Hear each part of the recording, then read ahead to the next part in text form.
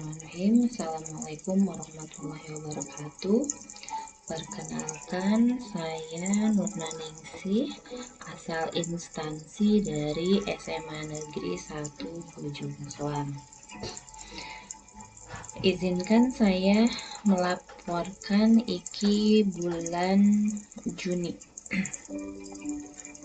Sesuai dengan visi misi sekolah, yaitu menciptakan hubungan harmonis, selaras, seimbang antara berbagai stakeholders, outsource ataupun masyarakat, dan juga seiring juga dengan visi misi Jawa Barat, yaitu terwujudnya Jabar Juara lahir dan batin dengan inovasi dan kolaborasi. Pada saat ini saya ingin memaparkan permasalahan yang sering terjadi di sekolah ataupun di kelas, yaitu berkelahi di dalam kelas pada saat pembelajaran ataupun di luar pembelajaran. Deskripsi permasalahan: di antara siswa memiliki perbedaan pendapat antara satu dengan yang lainnya mengenai pandangan terhadap pergaulan sehari-hari antara teman yang satu dengan teman yang lainnya. Perbedaan cara pandang tersebut yang membuat para siswa saling mempertahankan pendapatnya masing-masing, dikarenakan mereka memunculkan egonya masing-masing, memunculkan bahwa merasa pendapatnya yang paling benar, oleh karenanya terjadi perselisihan. Dan perselisihan tersebut tidak hanya perselisihan yang terjadi antara dua orang saja, pada akhirnya biasanya perselisihannya menyangkut satu kelas atau bahkan dengan berbagai kelas, ya, sehingga menjadi pemicu terjadinya perkelahian.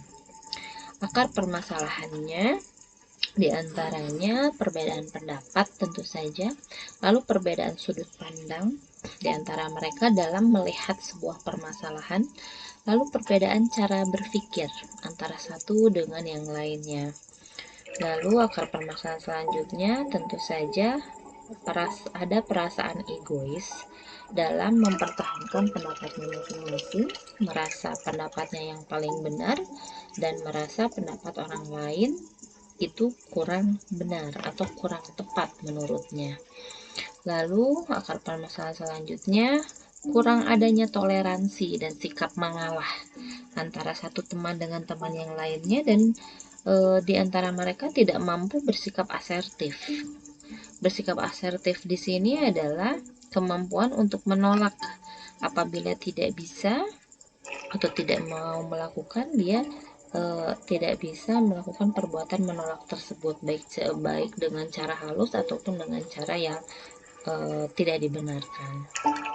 Nah, di sini kami selalu berpandangan dan memberitahu kepada seluruh siswa bahwa bijaklah dalam bertutur, bersikap dan bertindak, karena hal tersebut yang akan membuat diri kita dipandang oleh orang lain. Jadi pada saat kita bijak dalam bertutur, bersikap dan bertindak, maka orang lain akan memandang baik terhadap kita. Dan apabila kita seenaknya dalam bertutur, bersikap dan bertindak, maka itulah nilai diri kita. Dan pandangan orang terhadap diri kita adalah sesuai dengan apa yang kita ucapkan, sesuai dengan apa yang kita sikapi, dan sesuai tindakan yang kita lakukan terhadap diri sendiri ataupun terhadap orang lain. Nah, solusi yang ditawarkan kepada para siswa adalah duduk bersama, bertukar pikiran antara satu teman dan teman yang lainnya, berdiskusi kenapa ini bisa terjadi, gitu ya.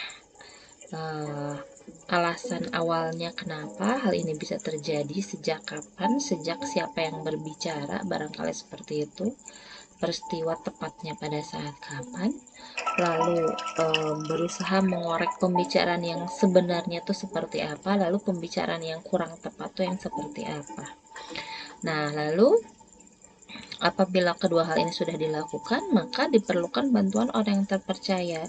Apabila terjadi di sekolah, maka diperlukan adanya seorang guru sebagai penengah, ya. Adanya seorang guru yang sebagai penengah, atau mungkin kakak kelas yang mereka percaya seperti MPK ataupun OSIS ya.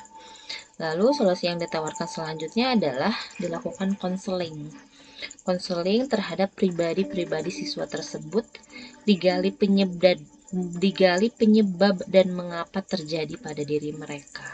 Karena bisa saja bukan hanya karena pembicaraan sesaat saat itu saja, akan tetapi bisa jadi itu merupakan bom waktu dikarenakan berbagai akibat atau berbagai peristiwa yang terjadi sebelumnya.